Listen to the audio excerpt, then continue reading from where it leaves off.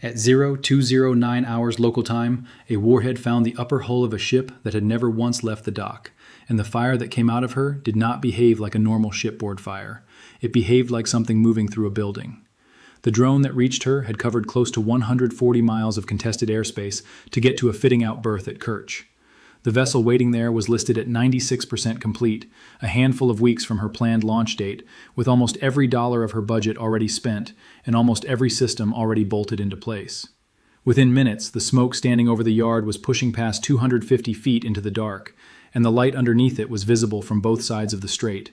She would never carry a single passenger. That was the entire point of picking this particular night. The site was the Zaliv Shipbuilding Yard, sitting on the water only a few miles from the Kerch Bridge, inside what is by any reasonable measure the most heavily defended stretch of coastline on the Crimean Peninsula. Zalev is not a naval base in the way people usually picture one. It is a factory. Steel arrives as flat plate and leaves as finished hulls, and for years now, almost everything leaving that gate has been destined for the Russian military in one form or another. The ship burning that night, a cargo and passenger ferry built specifically to serve as a backup crossing for the strait itself, was meant to be the answer to a very simple question Russian planners had been asking since the bridge first came under repeated attack. What happens the day the bridge finally stops working? On the night she was hit, several $100 million of unfinished capability were sitting inside that fence, and every last piece of it was tied to the ground. That detail is worth sitting with, because it explains the timing more than anything else does. A warship under threat can slip its lines and be underway inside 20 minutes if the crew is ready. A ship still under construction cannot do that under any circumstances. She is held in place by shore power cables, by scaffolding towers bolted into the hull, by process piping still connected to yard utilities, and by a launch cradle set into thousands of tons of poured concrete. There is no crew standing watch aboard her, no fuel loaded for a voyage, no working propulsion plant to answer an order to get underway. She cannot run, she cannot maneuver, and she cannot hide. She can only sit exactly where she has always sat and become more expensive with every passing month. Picture a construction loan fully drawn down while the roof of the building is still open to the weather. Every dollar has already gone in. Not $1 of value has come back out yet. 96% complete is not a milestone worth celebrating from a targeting perspective. It is the single point in the entire build where the potential loss sits at its absolute maximum, while the operational usefulness still sits at exactly zero. Russia was counting upward toward a launch date. Ukraine was counting downward toward the exact same number from the other direction, and only one side of that count actually mattered on this particular night. Every week that passed brought the ferry closer to sea trials and brought Ukrainian planners closer to the point where the target would no longer sit still long enough to hit. That berth sat underneath one of the most expensive air defense umbrellas Russia has deployed anywhere in this war, which meant that before anything could reach the yard itself, something had to be done about the umbrella covering it. The approach that night came in low over open water rather than high and fast in a single obvious stream. The route ran flat across the sea with the airframes held down close enough to the surface that the horizon itself did most of the concealing, then split into separate threads well before the coastline so that no single track ever carried the full weight of the mission. None of that routing was exotic or especially clever on its own. It was simply the only flight profile that had any real chance against what was waiting for it. What was waiting was an S-400 Triumph complex covering the approaches to the strait, the outer ring of the entire Crimean air defense structure, the layer whose entire job is to catch a threat while it is still an abstraction on a screen and not yet a problem standing over anyone's shoulder. On paper, the system reaches out past 200 miles and can engage targets tens of thousands of feet up, and those two numbers exist for exactly one reason. They buy time. They let a crew meet a threat while it is still minutes away, while there is still room to think, verify, and decide calmly. Neither of those numbers does anything useful against something flying a few meters above the water at under 100 feet of altitude. Picture a floodlight mounted high on a tall mast, lighting an entire storage yard below it beautifully. That same floodlight does almost nothing to illuminate the base of its own mast, because the cone of light points outward and downward at distance, and directly beneath the fixture sits a patch of ground the lamp was never designed to reach at all. An S-400 is built around that exact same geometry. It is optimized to find objects that are high, fast, and radar bright, moving through open sky where nothing else competes for the return. A slow, small, low-flying airframe skimming just above the water arrives from precisely the one direction the system's architecture was never built to solve. And by the time it is close enough to matter, it is already inside the ring, rather than crossing through it in any way the radar was designed to catch. Then there is the clock, and the clock does not forgive anyone. From the very first ambiguous return on a screen, a duty crew has to detect the contact, classify it as something worth engaging rather than clutter, hand that classification off to fire control, slew the launcher, achieve a lock, and finally fire. Call that whole sequence 30 seconds under ideal conditions, with a sharp crew and nothing else competing for their attention that night. An airframe holding close to 100 miles per hour covers roughly 3/4 of a mile in that same window, which means the tactical picture the crew just finished solving is no longer the picture they actually have in front of them. By the time a firing decision exists, the geometry that decision was based on has already expired and been replaced by a new one. The system did not fail that night because it was outdated technology. It failed because it spent its entire engagement sequence answering a question nobody down at water level was actually asking. And there is one more detail that turns this from a simple story about geometry into something closer to a coordinated demolition. On that same night, the radar installation and supporting equipment tied to the very S-400 complex covering the strait were themselves on the target list, and they were struck along with everything else. The umbrella was not merely slipped past through clever routing. Part of it was physically taken apart while the rest of the operation was still unfolding. Radars going dark for a night is one kind of story on its own, but the thing actually burning inside that shipyard fence was never just a single ferry, however expensive she was. Roughly 300 yards from the main blaze, two gray hulls sat quietly at a separate fitting-out wall, exactly where they had sat, in one form or another, for the better part of a decade. Neither one carried a name that would mean anything to a passing observer glancing over the fence. Their keels had originally been laid at a yard much further north years earlier, before construction was later transferred south to Kerch, where the project had settled into the kind of slow institutional limbo that swallows military shipbuilding programs once serious sanctions start biting into the supply chain. Steel kept arriving in small increments. Sections were welded on when material allowed. Deadlines came and went. Neither hull had floated under her own power for even a single day in her entire existence. These two hulls were officially listed as cable-laying vessels, and on paper that description is technically accurate. It is also almost beside the point. A cable-laying ship in this particular class is not a simple utility vessel meant to string commercial fiber across a seabed.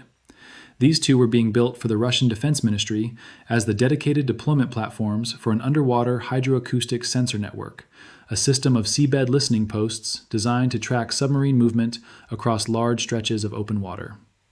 Each hull also carried the built-in capacity to lay influence mines, the kind triggered not by direct contact, but by the magnetic or acoustic signature of a passing vessel, weapons aimed just as easily at ships as at undersea pipelines and communication cables. Ukrainian estimates place the value of each hull in the hundreds of millions of dollars, once outfitting is accounted for. And once you stack that figure against what the yard actually contained that night, the strategic weight of the strike shifts almost entirely away from the ferry and onto these two quiet, unfinished hulls sitting off to the side. A ferry, however valuable, is fundamentally a transport asset, replaceable in principle if not quickly. These two hulls were the entire installation crew for an underwater surveillance system that does not yet exist anywhere on the seabed, which makes them a fundamentally different category of target. Damaging an alarm system is one kind of problem.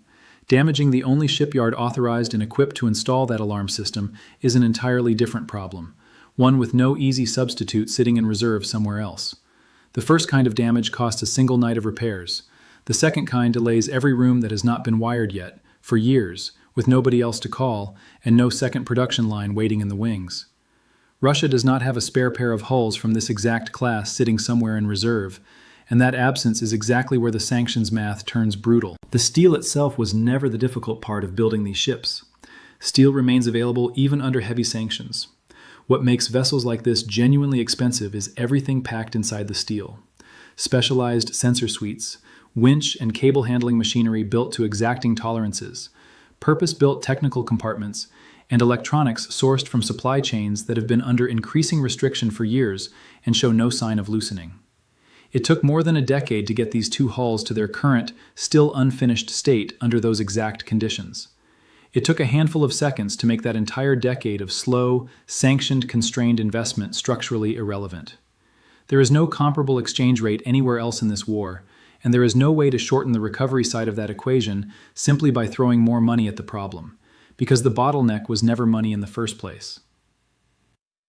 The pattern that night ran considerably wider than the shipyard fence line alone.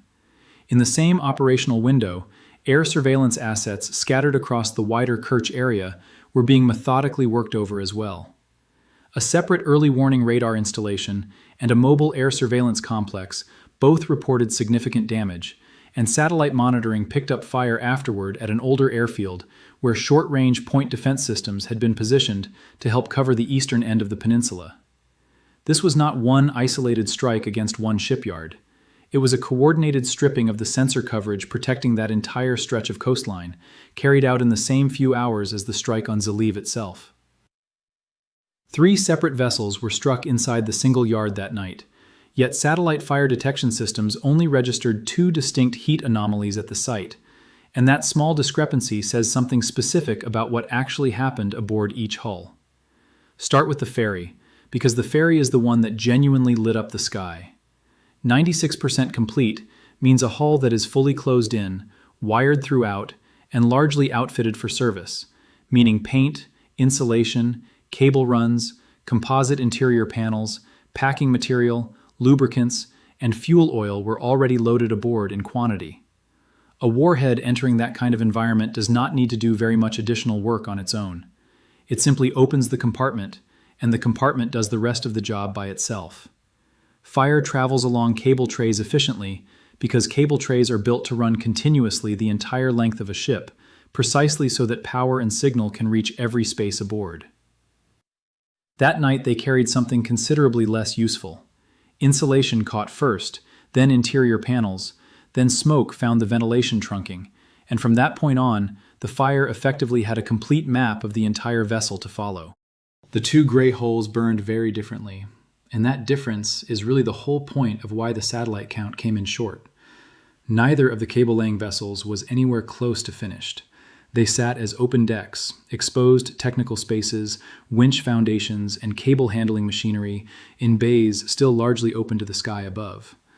There was simply less material available to feed a large visible fire, less surface area to throw a dramatic plume, and far less protection surrounding the equipment that actually mattered most inside each hull. A hit into an unfinished technical deck does not produce a spectacular column of flame visible from orbit. It produces shattered sensor mounts, ruptured machinery seats, scorched cable handling assemblies, and a superstructure full of communications and mission control equipment reduced to slag. All of it quiet, expensive damage that a thermal sensor several dozen miles up in orbit has little particular reason to flag as anything unusual. The Ferry made the picture everyone would eventually see. The 2 cable ships absorbed the loss that actually mattered most in the long run. And through all of it, nothing on that waterfront ever moved. That detail is worth holding on to, because it runs opposite to almost every naval strike people typically picture when they hear the phrase. There was no ship getting underway, no wake cutting across the harbor, no evasive turn, no crew running to battle stations, no gun mount traversing to bear on an incoming threat. There was no chase of any kind, because nothing being struck that night was even remotely capable of moving under its own power.